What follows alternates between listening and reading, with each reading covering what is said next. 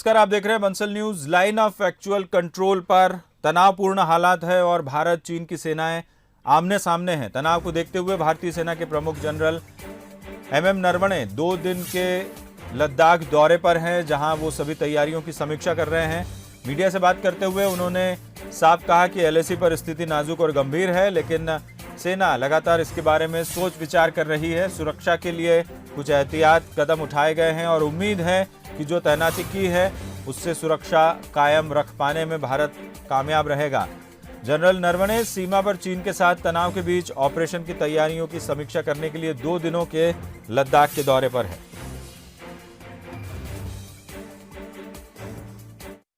कल मैं लेह पहुंचने के बाद मैं अलग अलग जगह पर गया था और हर जगह पर मैंने ऑफिसर्स और जेसीओ से बात की और स्थिति का जायज़ा लिया।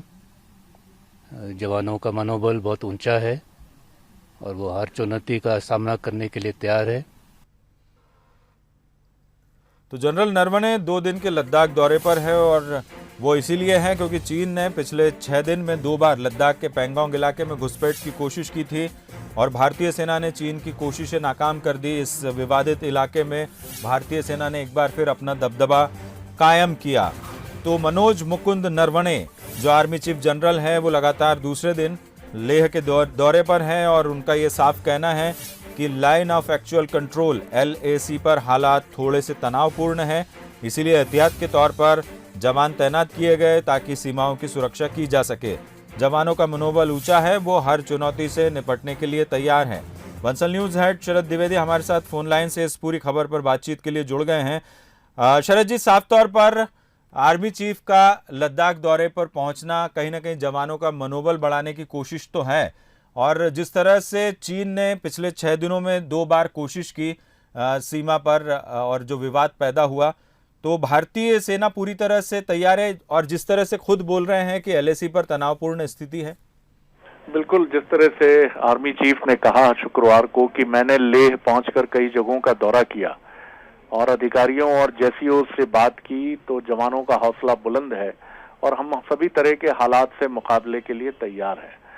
और ये भी कहना कि सिचुएशन वहाँ चैलेंजिंग है, नाजुक है, ये बताता है कि वाकई हम चीन के साथ 1962 के बाद शायद ये पहला मौका है जब हम काफी चुनौतीपूर्ण स्थिति तो मैं नहीं कहूंगा, लेकिन काफी गंभीर रूप से हम तनावपूर्ण स्थितियों का सामना सीमा पर चीन के साथ कर रहे हैं। और यही वजह है कि चीन और भारत दोनों ने पूर्वी लद्दाख के चुशूल सेक्टर में दोनों तरफ से काफी भारी जमावड़ा हुआ है सेनाओं का वहां सीमा पर, अपनी अपनी सीमा पर, और दोनों ही देशों ने भारी संख्या में फौजी, टैंक्स, मिसाइल्स और तोप जो है वहां तैनात की गई हैं। ये सामान्य परिस्थितियां तो बिल्कुल नहीं कही जा सकती हैं विजय, कि जब इतनी बड़ी संख्या में, इतनी भारी संख्या में आपका अस्त्र शस्त्र और सेनाएं वहां सीमा पर तैनात हों। तो कुल मिलाकर ये कहा जा सकता है कि स्थितियां तनावपूर्ण तो बिल्कुल हैं और नाजुक भी हैं, क्योंकि चीन की अनप्रेडिक्टेबिलिटी पर कुछ कहा नहीं जा सकता।